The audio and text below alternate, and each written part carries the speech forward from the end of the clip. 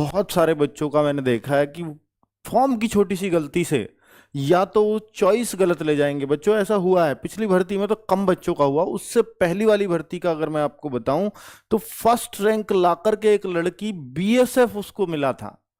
तो जब उससे पूछते हैं ऐसा क्यों, क्योंकि सर मुझे जानकारी नहीं थी। अब बीएसएफ कोई, देखिए, अगर देश सेवा बिल्कुल अग्रिम पंक्ति में रह करके करनी है कि भाई मुझे दुश्मनों से लड़ना है तो बीएसएफ ले लीजिए, बीएसएफ लेते हैं। वो बाई चॉइस शायद कोई नहीं ले पाएगा या कोई नहीं लेना चाहेगा, क्योंकि ड्यूटी भी बहुत हार्ड होती है। पर बच्चे, फिर बीएसएफ क्यों लिया उसने पहले? क्योंकि वो इंटरनेट वाले पे डिपेंडेंट रही, और इंटरनेट वाला पता है क्या करता है, आधे परसेंट से भी बच्चे कम पास होते हैं। ये पता है आपको भाई? 50 लाख भर्ती हैं, 50,000 वैकेंसी होंगी, 50 लाख फार्म है, 50,000 वैकेंसी होंगी, तो 1% रिजल्ट होता है। तो उसके पास अगर 100 बच्चे फॉर्म भरवाने आए तो एक बच्चे का सिलेक्शन होगा। तो वही वो 100 के में कुछ भी डाल दे, बाकी 99 के में, तो उसको कोई आके थोड़ी कहेगा, क्योंकि फाइनल तो किसी को मिला नहीं। तो वो कहता है भैया डाल दो कुछ भी। तो एक बच्चा जो सेलेक्ट होगा तो वो कह देता है किसी का होना तो है ही नहीं, मैं कुछ भी डाल दूं चॉइस में, क्या ही फर्क पड़ता है। तो भाई ऐसे किसी की लाइफ भी बर्बाद हो जाती है, ये बात उनको नहीं पता। हालांकि उस लड़की ने बीएसएफ ज्वाइन की, दोबारा भी उसने एग्जाम दिया होगा, मुझे नहीं पता कि दोबारा एसएससी जीडी में उसके कितने मार्क्स आए या वो कहीं और गई नहीं गई, पर ऐसा होता है, स्पेशली लड़कियों के केस में होता है। एक तो वो गलती, दूसरा फोटो ब्लर चला जाता है, फोटो रिजेक्शन, फॉर्म रिजेक्शन बहुत ज्यादा होते हैं। एक तो इसमें एज क्राइटेरिया बहुत कम है, ऊपर से आपका फॉर्म रिजेक्ट हो जाओ तो भाई इतना बुरा लगता है ना। एक बार पेपर दे करके, एग्जाम दे करके मैं रह जाऊं, मुझे दुख नहीं होगा, लेकिन मुझे एग्जाम में बैठने का ही मौका ना मिले, इससे बड़ा दुख नहीं हो सकता मेरे लिए कुछ भी। तो उन सब बातों को ध्यान में रख के, और एक और तीसरी गलती सबसे ज्यादा करते हैं कि बच्चा अपने स्टेट का भी भर रहा है और भर के वो फिर भी जनरल में काउंट हो जाता है। एससी का बच्चा, ओबीसी का बच्चा जनरल में काउंट कर लिए गए। ऐसा क्यों हुआ, इसका भी जवाब दूंगा। ये तीनों गलतियां सिर्फ फॉर्म गलत भरने की वजह से होती हैं। तो इन तीनों गलतियों से कैसे बचना है, उन सब बातों के बारे में बताऊंगा। और बच्चे, बहुत बच्चे फ्रेशर होंगे इस बार, जिन्होंने अभी 10th 12th किया होगा, पहली बार एग्जाम में बैठ रहे होंगे, 18 साल उम्र अभी आई है। बहुत सारे बच्चों को तो ये भी नहीं पता था कि मैं इसमें 18 का हो जाऊंगा, पर 1/1/2025 को जैसे ही एज मांगी, तो आज की डेट में जो 17 साल 8 महीने का भी बच्चा है वो भी इस फॉर्म को भर सकता है। लेकिन उसके विपरीत उन बच्चों के साथ गलत भी हुआ, कुछ बच्चे ओवर एज भी हो गए 4 महीने पहले, तो ऐसा भी हुआ है। तो भाई कई उन बच्चों के लिए तो फायदा है जो अंडर एज रहने वाले थे, लेकिन उन बच्चों के लिए बहुत बड़ा नुकसान है जो ओवर एज हो गए हैं। तो अगर मैं बोलूं कि फॉर्म का, तो भैया फॉर्म कल ही शुरू हुए हैं, वो भी शाम से। तो बहुत जल्दी, मेरे ख्याल से अभी किसी ने फॉर्म नहीं भरा होगा। मैं 2:30 बजे, 2:45 बजे ये वीडियो बना रहा हूं 6 सितंबर को। अगर इससे भी जल्दी किसी ने भर दिया है तो फिर आप बहुत आगे की चीज हो, है ना। तो 5 सितंबर से 14 अक्टूबर के बीच में फॉर्म आप भर सकते हो, और आपका जो है फीस जो 15 अक्टूबर तक भी जमा कर सकते हो, इससे कोई ज्यादा फर्क नहीं है। और बच्चा 5/11 से 7/11 के बीच, 5, 6, 7, 3 दिन नवंबर में आपके फॉर्म में भगवान ना करे कोई गलती हो जाए, वो गलती सुधार भी सकते हो, वैसे होनी नहीं चाहिए, ठीक है। अगर आप ये वीडियो देख करके भरोगे तो फॉर्म में गलती नहीं, आप उल्टा इंटरनेट वाले को सिखा के आओगे भाई किसी की जिंदगी बर्बाद मत कर देना। और भाई एक कॉलम इंटरनेट वाले को मेरा इस दिखा देना अब आप इस वीडियो का, और अगर वो भर रहा हो तो इस वीडियो से मिला लेना। एक कॉलम इसलिए भरवा रहा हूं आपका। तो भाई वैकेंसी सबको मालूम है, पहली बार एसएससी जीडी में 2019 के बाद इतनी सारी वैकेंसीज आई हैं, 39,481, बहुत अच्छी बात है। अब एसएससी की ऑफिशियल वेबसाइट है ssc.gov.in पर जाकर के इस तरह का इंटरफेस होता है, यहीं पे वो आपका फॉर्म भरेगा। अगर आपने पहले फॉर्म भरा है, नहीं भरा है, तो यहीं पे आपको क्लिक करना पड़ेगा log in and register. Log in register करते ही आप अपनी ईमेल आईडी वगैरह यहां डाल देते हो। अगर आप पहली बार फॉर्म भर रहे हो तो आपको रजिस्टर करना होगा, और अगर आप लॉगिन करते हो, लॉगिन टू योर अकाउंट, तो आपने पहले इसका मतलब फॉर्म भर रखा है। तो रजिस्ट्रेशन नंबर वगैरह पहला वाला ही डाल के और पासवर्ड डालकर यहां पर आपका लॉगिन हो जाएगा और आपका ही पेज खुल जाएगा। एसएससी ने आपका ही अकाउंट बनाया हुआ है। लेकिन अगर आप रजिस्टर करते हो तो आप पहली बार कर रहे हो, तो इससे पहले आपको ओटीआर करना होगा। अगर आप न्यू यूजर हो तो ओटीआर क्या होता है? वन टाइम रजिस्ट्रेशन, कि एसएससी को बता दो कि मैं पहली बार आ गया हूं अब तेरे पोर्टल पर, तो वो बताया जाता है ओटीआर से। तो बेसिक जानकारी इससे मिलती है। अब ये ओटीआर कैसे करें सर? तो आप एक वीडियो देखो, आप ये डाल के कि ओटीआर कैसे करें एसएससी में। जैसे ही आप डालोगे तो भैया ओटीआर कैसे करें, ये शिवम सर का फोटो के साथ बढ़िया से, और 21 मिनट की वीडियो है, ये बिल्कुल एक एक कॉलम समझाया हुआ है। तो आप वहां से जो पहली बार रजिस्ट्रेशन करेंगे उनको ये ओटीआर देखने की जरूरत है। और जो जब ओटीआर कर लो या पुराने लोग हो, तो फिर आपका ये लॉगिन करने से, ओटीआर भी करोगे तब भी लॉगिन ही करना पड़ेगा, फिर इस पेज पर आओगे। फिर यहां आपको दिख रहा होगा एक ही फॉर्म चल रहा है अभी एसएससी के अंदर, एसएससी जीडी, बाकी सबकी लास्ट डेट हो चुकी है, और यहां अप्लाई का ऑप्शन आ जाएगा। अप्लाई का ऑप्शन आते ही ये इस तरह से खुलेगा। फिर आप फिल फॉर्म पे जाएंगे। फिल फॉर्म में ओटीआर चूंकि आपने कर दिया, और जिन्होंने पहले कर रखा है उन सबकी ऑटोमेटिक ये डिटेल फिल हुई आएगी। आपको कुछ नहीं करना कि आपका नेम क्या है, क्योंकि ओटीआर में भरवा लिया था उसने। फादर नेम क्या, वहां भरवा लिया। मदर नेम क्या, वहां भरवा लिया। डेट ऑफ बर्थ क्या है, एज, ये सब कुछ भरा हुआ है। जेंडर क्या, कैटेगरी क्या है, बेसिक इंफॉर्मेशन ये ओटीआर में देनी हुई होती है, और ये ऐसे ऐसे करके आ जाएगा। ठीक है, तो ये सब कुछ ओटीआर में शिवम सर ने बताया हुआ होगा उस वीडियो में कि कैसे कैसे भरें बेसिक जानकारी को। जब ये ऐसे हो जाए तो फिर आप इसको नेक्स्ट एंड सेव करेंगे तो सक्सेस हो जाएगा कि हाँ भैया मुझे यही करना। अब तक कुछ भी एडिट नहीं करना पड़ा, पर अब करना पड़ेगा। देखिए, जैसे किसी ने पहले ओटीआर करा हो, ये इसको फिक्स नहीं करता, इसको मतलब हाईएस्ट एजुकेशन क्वालिफिकेशन, क्योंकि ये बढ़ सकती है आपकी। तो भाई पहले ग्रेजुएट थे, पोस्ट ग्रेजुएट हो गए, तो भाई इस तरह से, इसलिए सेलेक्ट करने का ऑप्शन आता है हायर एजुकेशनल क्वालिफिकेशन। यहां चाहिए सिर्फ 10th। आप 12th हैं तो 12th कर दें, आप ग्रेजुएट हैं, ग्रेजुएशन कर रहे हो तो मत भरना कुछ भी, फिर 12th ही भरना। अंडर ग्रेजुएट, भाई ग्रेजुएटेड तब भरना जब आपका फाइनल का रिजल्ट आ जाए, वरना ये मांगेंगे फिर आपसे सर्टिफिकेट।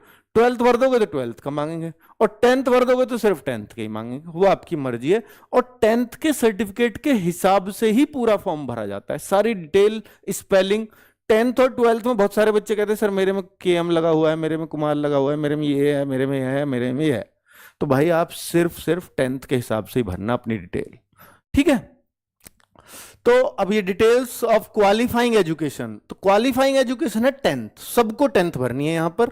ठीक है, और ये भरी हुई आएगी ऑब्वियसली। और ये educational status, qualification status passed, ये आपको भरना है।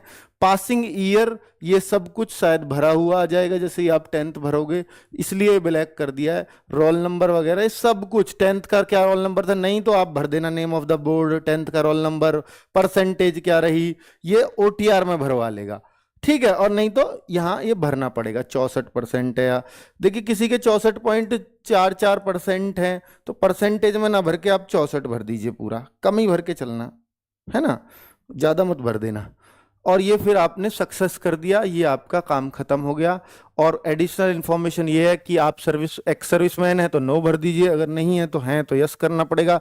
और whether seeking as relaxation, as relaxation के लिए अब यस और नो पे आइए, ध्यान से सुनना इस बात को। अगर आपकी एज 23 से ऊपर है, 24 है, 25 है, 26 है, यानी आप एज रिलैक्सेशन के कारण इस फॉर्म को भर पा रहे हो, 23 से कम है, आप किसी भी कैटेगरी में हो तो इसको नो करिए। और अगर आप 23 से ज्यादा हो और फॉर्म भर पा रहे हो तो आप ओबीसी होंगे, एससी होंगे या एसटी होंगे, तभी ऐसा हो सकता है। तो फिर आप इसको यस करिए।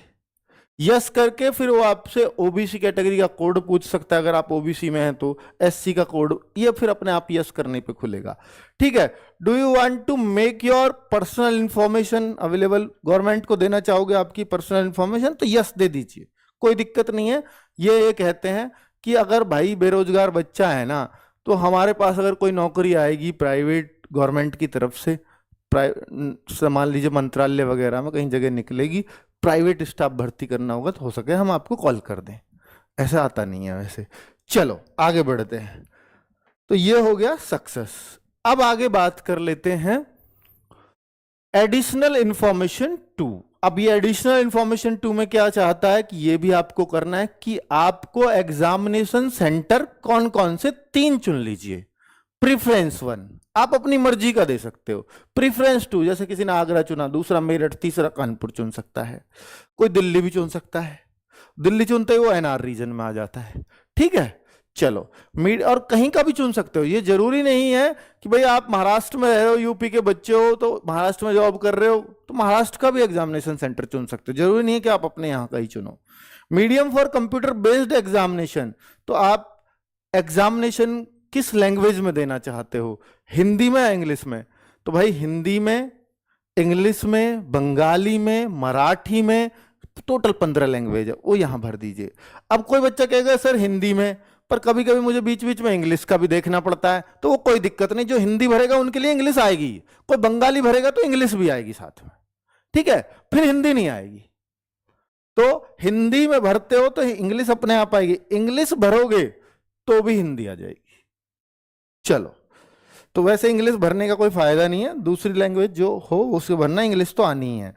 Verify medium for computer based examination, फिर से भर दो इसको हिंदी ही। सेम कह रहा है कि गलती से भर दियो कभी तो दोबारा वही भर दो कि हाँ पक्का यही चाहिए।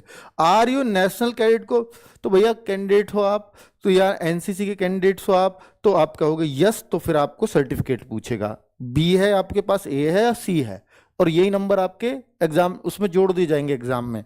ए सर्टिफिकेट के जुड़ेंगे आपके कितने नंबर कि भाई ये 2% नंबर, 2% 3.2 यानी 160 का 2%, 3.2 इसके मिलेंगे 4.8 3% 160 का बी सर्टिफिकेट के, और इसके 5% सी सर्टिफिकेट पे 160 का 5% 8 नंबर। तो ये मार्क्स आपके रिटर्न में जोड़ दिए जाते हैं अगर है, अगर नहीं है तो ये डिटेल पूछेगा ही नहीं आपसे। चलो आगे बढ़े। नेक्स्ट है कि आपने कभी किसी गेम या स्पोर्ट पे डिस्ट्रिक्ट लेवल, स्टेट लेवल पे पार्टिसिपेट किया है? किया है तो यस करो, नहीं तो नो। यस करोगे तो हो सकता है सर्टिफिकेट वगैरह मांगे, क्या उसका कोई फायदा नहीं है। ठीक है, आगे बढ़ो। स्टेट यूटी ऑफ डोमिसाइल, हाँ आगे जाके आपसे वो खेल खिलवाए जब डिपार्टमेंट में भर्ती हो जाए इस सर्टिफिकेट के आधार पर हो सकता है, तो वो एक अलग बात है, पर यहां कुछ फायदा होने वाला नहीं है। अगर हम देखें भाई, आपका ये ध्यान से भरने वाली चीज है। मैंने देखो टोटल राइट लगाया हुआ है, पहले कॉलम नंबर क्या दिख रहा है, ये 28वां कॉलम है शायद, तो 28वें कॉलम पे मैं आ रहा हूं। State UT of domicile, Uttar Pradesh. अगर आप उत्तर प्रदेश से हैं, आपका जो डोमिसाइल सर्टिफिकेट है वो किस स्टेट का है, तो वो उत्तर प्रदेश। कई सारे बच्चे ये लिख देते, वेरीफाई भी कर दीजिए उत्तर प्रदेश है।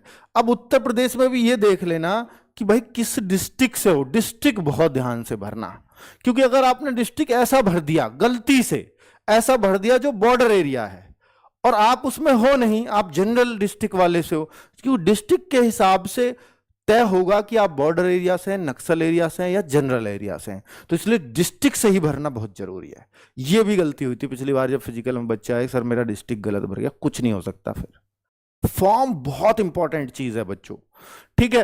तो यहां जो गलती कर गया समझो गया, तो अपना डिस्ट्रिक्ट सही भरना। एक दूसरा आगे देखिए, जो दूसरी गलती मैंने बताई थी कि एससी ओबीसी वाला बच्चा भी जनरल में काउंट हो जाता है। कैसे? Have you migrated from the state of your origin state to UT of your domicile. इसका मतलब है कि क्या आप एक स्टेट से दूसरे स्टेट में कभी शिफ्ट हुए हो, माइग्रेट हुए हो? जैसे मान लीजिए मैं यूपी का हूं, अब मैं महाराष्ट्र में रह रहा हूं पिछले बहुत समय से, तो अगर आपने ये नो किया है तो ठीक है भैया, वो आपको उत्तर प्रदेश के हिसाब से काउंट किएगा। लेकिन अगर आपने यस कर दिया, चाहे आप कितने भी समय से रह रहे हो, आप गिने जाओगे जनरल में ही, आप जनरल कैटेगरी में ही काउंट होगे। ये उन्होंने नोटिफिकेशन में लिख दिया साफ, ठीक है।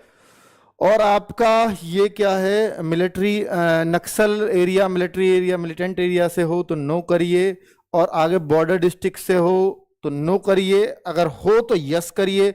अब आप कहो सर मैं कैसे पता चलेगा मैं बॉर्डर डिस्ट्रिक्ट से हूं, नक्सल डिस्ट्रिक्ट से हूं या मैं नहीं हूं? तो भाई ये पूरा नोटिफिकेशन में दिया हुआ है कौन कौन बच्चे बॉर्डर डिस्ट्रिक्ट एरिया से हैं, कौन सा डिस्ट्रिक्ट बॉर्डर में या नक्सल में आएगा, तो वो प्लीज उससे देख करके भरना है आप।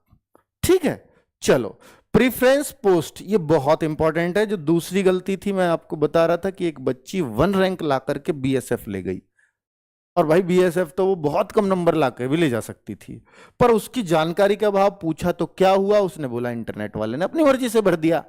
अब एसएससी वाले थोड़ी ना मानेंगे इंटरनेट ने, वो तो चाहते हैं कि बच्ची चाहती है कि ये बीएसएफ में ही जाऊं, तो इतने नंबर भी लाई है तो हम इसे कैसे रोक सकते हैं, जा भाई बीएसएफ में, ऐसे करते हैं वो। ठीक है, और वो कौन कौन से, देखो बहुत चालाक हैं वो, बीएसएफ सबसे ऊपर लिखेंगे ताकि इंटरनेट वाला सीधा भर दे, ABCDEFGH ऐसे ही भरता है वो। और सबसे ज्यादा इसके लिए आते हैं एसएसएफ के, और वो सबसे लास्ट में है।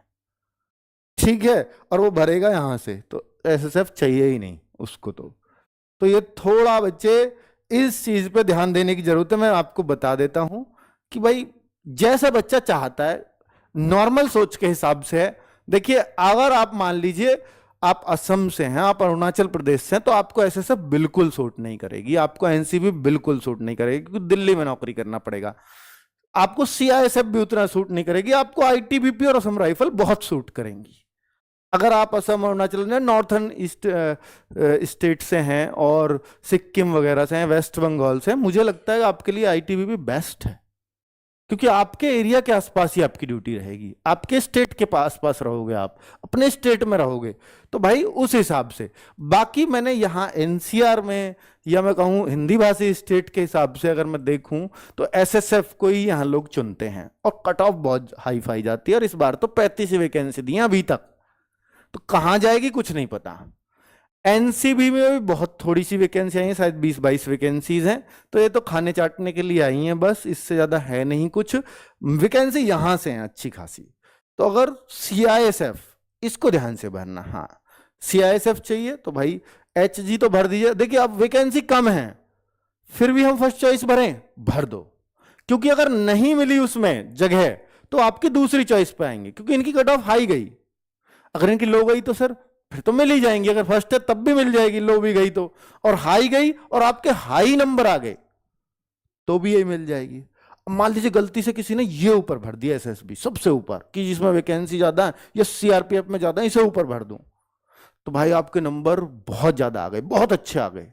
आप चाहते हो कि सर अब तो मेरा तो इस पे भी हो जाता, तो फिर कुछ नहीं हो सकता, मिलेगी यही आपको फर्स्ट चॉइस जो चाहते हो। वो कहते हैं इतना नंबर इसलिए लाया है ताकि इसे ले सकूं, अब उसकी कम गई तो भाई फिर कुछ नहीं हो सकता। ठीक है, इस बात को समझो।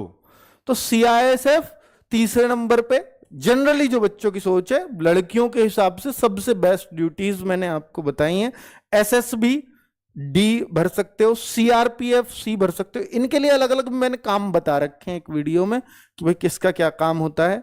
तो ये सीआरपीएफ एक पुलिस फोर्स है, जैसे हर स्टेट की अपनी अपनी पुलिस फोर्स है, यूपी की अलग यूपी पुलिस, हरियाणा की हरियाणा पुलिस, ये केंद्र की पुलिस है सीआरपीएफ। और जो पुलिस का काम होता है, जहां जहां पुलिस की ड्यूटी लगती है और किसी स्टेट की पुलिस कम पड़ जाती है, जैसे इलेक्शन में उस स्टेट की पुलिस कम है, तो कौन सी पुलिस काम करेगी? ये पुलिस काम करेगी। हालांकि नक्सल एरिया में भी ड्यूटी रहती है सीआरपीएफ की। ठीक है, तो सी। असम राइफल, पहाड़ों पे बिल्कुल घूमने का शौक है। दूसरा, आपको अगर इंडियन आर्मी की वर्दी चाहिए, वो वाले लवर हो, तो फिर आपको ये भरनी चाहिए। आईटीबीपी ई, बीएसएफ ए। तो ये मैंने अपने हिसाब से इन तीनों को चॉइस कर लेना, इनमें से कुछ भी हो सकती है आपकी ऊपर। तो ये मैंने उसी हिसाब से कि जैसे देखो यहां पे कोड था एसएसएफ का एच, तो HGBDCFEA, तो HGBDCFEA, क्योंकि अगर आप ए पहले भर दोगे तो उसका कहेगा बीएसएफ पहले चाहिए। तो ये आपको दिख रहा हो तो मेरे ख्याल से क्लियरली समझ में आ जाएगा। पोस्ट प्रेफरेंस कर दी तो सेव एंड नेक्स्ट, ये भरते ही कंफर्म भी करता है भैया पक्का भर लो, यही रीसेट भी कर लो चाहे। ठीक है, अब फोटोग्राफ पे आते हैं। फोटोग्राफ से बहुत तीसरा रिजेक्शन होता है फोटो और सिग्नेचर का। इसको ध्यान से सुनना कि मेजर रीजन क्या है फोटो के रिजेक्शंस के। मेजर रीजन है कि फोटो विदाउट प्लेन बैकग्राउंड, अगर आपका प्लेन बैकग्राउंड नहीं है, पीछे देखो घर आ रहा है पूरा, एसी भी दिख रहा है थोड़ा सा, तो इस तरह का रहेगा ना तो रिजेक्ट होगा फोटो। तो अब देखो इसका प्लेन है, ये राइट माना है कि पीछे ना, आपके पीछे कोई व्हाइट दीवार है, ब्लू दीवार है, कोई दिक्कत नहीं है, पर दीवार बिल्कुल ऐसे हो कि पीछे प्लेन आ रहा है, छत दिख रही है, ऐसा नहीं होना चाहिए। ये सारे रिजेक्टेड फोटोज हैं। इसमें क्यों रिजेक्ट है? क्योंकि ये इसमें ब्राइटनेस कम है। ये क्यों रिजेक्ट है? क्योंकि देखो इसमें एक ही कान दिख रहा है, मतलब इस साइड को तक रहा है। कहते हैं कि दोनों कान दिखने चाहिए फोन में। अब एक बच्चे का आया, सर मेरे तो बाल हैं, दोनों कान ही नहीं दिख रहे। अरे भाई वो कान इसलिए बोलते हैं ताकि आप सीधे तक हो, आपके बाल आ गए कान पे, कान नहीं देखना उनको आपका, ठीक है। चलो अब ये चश्मा लगा रहा है इसलिए ये फोटो रिजेक्ट है, और ये जो है एक हाथ से सेल्फी ले रहा है, पीछे बैकग्राउंड ऐसा आ रहा है, तो इसलिए रिजेक्ट है। तो ये सब नहीं करना। फोटो नॉट सफिशिएंटली ब्राइट, अगर जैसे ब्राइट नहीं है तो रिजेक्ट हो जाएगा। Candidate taking photo without shirt, मतलब बिना शर्ट के भी फोटो ले सकते हो, अगर ले लिया तो रिजेक्ट हो जाएगा, बोल रहे हैं। फोटो इज ब्लर्ड, यानी तहजीब में रह के फोटो लेना है आपको। चलो ये सैंपल्स आपको उसने समझाया है बहुत अच्छे से। अब अगर देखें, वो लाइव फोटो ही आजकल लाइव लिया जाता है ऐसे करके थोड़ा, और वो वहीं पे वहीं ऐप उसको रिजेक्ट कर देगा, एक्सेप्ट कर लेगा, ठीक है। अब ये सिग्नेचर की बात करूं तो यहां सिग्नेचर भी आप स्कैन कर दें, और सिग्नेचर का एक रूल है कि भाई देखो ऐसा ना हो सिग्नेचर सिर्फ आपके इतनी सी जगह में स्कैन हो गए हो तो ये रिजेक्ट हो जाएगा। कह रहा है कम से कम बॉक्स का 80% एरिया घेर लेना चाहिए, इससे बाहर भी ना जाए आधे सिग्नेचर, वो भी गलत है। और मतलब कम से कम 80% एरिया में तो आना चाहिए सिग्नेचर, तो ठीक है। 80 से कम गया तो वो रीड नहीं करेगा, पूरे में आ जाए तो भी कोई दिक्कत नहीं, 80 से ज्यादा में, ठीक है। पर इससे बाहर भी ना सिग्नेचर कटे भी नहीं, वरना फिर उतने ही सिग्नेचर माने जाएंगे आपके, ठीक है। ये फोटो इस तरह से जब सही वो आ जाएगा, मतलब जब आप ले रहे हो लाइव फोटो तो फोटो अपलोडेड सक्सेसफुली आ जाएगा, सेव कर देंगे और आगे बढ़ जाएंगे। ये सिग्नेचर अपलोडेड सक्सेसफुली आ जाएगा, इस तरह से वहां सिग्नेचर आ जाएंगे, सक्सेस हो जाएगा। दोनों फोटो और सिग्नेचर ऐसे दिखेंगे आपको, ये डमी फोटो मैंने आपको दिखा दिया है। चलो बच्चों क्लियर, तो ये सारी बातें क्लियर हो गई। अब यहां डिक्लेरेशन मांगेगा और सेव एंड नेक्स्ट करते चले जाएंगे, इसको टिक करके। ये हो गया। आप मेक पेमेंट पे जाएंगे तो आपसे वो यूपीआई या जो भी कुछ करना चाहते हो 100 रुपए की पेमेंट जिसकी लगती हो, और लगेगी किसकी पेमेंट? सिर्फ 3 की, जनरल, ईडब्ल्यूएस, ओबीसी के लड़कों की, बाकी किसी की पेमेंट नहीं लगेगी, ठीक है बच्चों। ये रहा पूरा फॉर्म फिलिंग का तरीका। अब बात आती है कि भाई जो फ्रेशर्स हैं, क्या उनकी नौकरी भी लग सकती है? बिल्कुल लग सकती है, क्योंकि इस बार बहुत समय एग्जाम में, वरना इतना समय मिलता नहीं है, 2 महीने बाद ही एग्जाम होता है। जनवरी फरवरी में एग्जाम दिया है। अगर हम ये मान के चलें कि भैया 16 सितंबर से हम लोग आपकी क्लास स्टार्ट कर रहे हैं, और अक्टूबर नवंबर दिसंबर पूरा मिल रहा है, और आधा महीना मिल रहा है सितंबर का, तो 3.5 महीना बहुत अच्छा समय है। मैं आपको कहता हूं कि भैया 3 महीने में बहुत अच्छा टाइम है इसका कोर्स खत्म करने का, बहुत अच्छे से 3 महीने में कोर्स खत्म हो जाता है। 15 दिन में आप जब कोर्स खत्म कर रहे हो तो रिवीजन का टाइम कम मिलेगा, क्लासेस खूब सारी होंगी। बाकी 15 दिन में आप रिवाइज करें। अगर आप बहुत टैलेंटेड बच्चे, देखिए मैं आपको बेवकूफ नहीं बनाऊंगा, बहुत अच्छे बच्चे रहे हो, क्लास के लेवल पे आप ठीक ठाक रहे हो, तो आपके लिए सफिशिएंट समय है। लेकिन अगर आप वीक बच्चे हो, एवरेज बच्चे रहे हो, या एवरेज से कम रहे हो, तो आपका इतने समय में काम नहीं चलेगा। इस बार बस आप सिर्फ फाइट कर पाओगे, थोड़ी बहुत सिलेक्शन नहीं होगा, थोड़ा दूर रह जाओगे। कुछ बच्चे ऐसे भी डरते हैं सर कट ऑफ बहुत हाई जाती है। बेटा हाई जाती है बिल्कुल, मैं ऐसे बता दूंगा, ऐसे बच्चे जिनका इस बार एसएससी जीडी में पिछली बार फिजिकल में भी नहीं हो पाया, फिजिकल कट ऑफ में, और इस बार उनके नंबर कितने थे? 160 में से 162। मैंने खुद इंटरव्यू किया ऐसे बच्चे का। 160 में से 162 कैसे आ सकते हैं गुरुजी? ये आए हैं इस बार, नॉर्मलाइजेशन प्लस एनसीसी के मार्क्स दोनों जुड़ जाए तो ये, तो भाई वो टॉपर है। 84 बच्चे ऐसे हैं इस बार जिनका मेरे पास रिकॉर्ड है 84 का, जिनके 160 से ज्यादा मार्क्स आए हैं, लड़कियां भी हैं उनमें। तो पेपर इतना आसान था। हाँ, एक तो आसान, दूसरा नेगेटिव मार्किंग ना के बराबर, 1/8 की नेगेटिव मार्किंग, वो अब की बार भी है। तो भाई इस कट ऑफ से बहुत ज्यादा मत डरो। अगर ये 160 में से 144 भी कट ऑफ फाइनल जाती है तो ये 90% कट ऑफ बनती है। तो 90% उसका रीजन है। सोचो, एक बच्चा पिछली बार 107 मार्क्स लेके आ रहा है, 107, इस बार 163 मार्क्स हैं उसके। तो पेपर भी आसान आया उस लेवल का। तो आपको डरना नहीं है।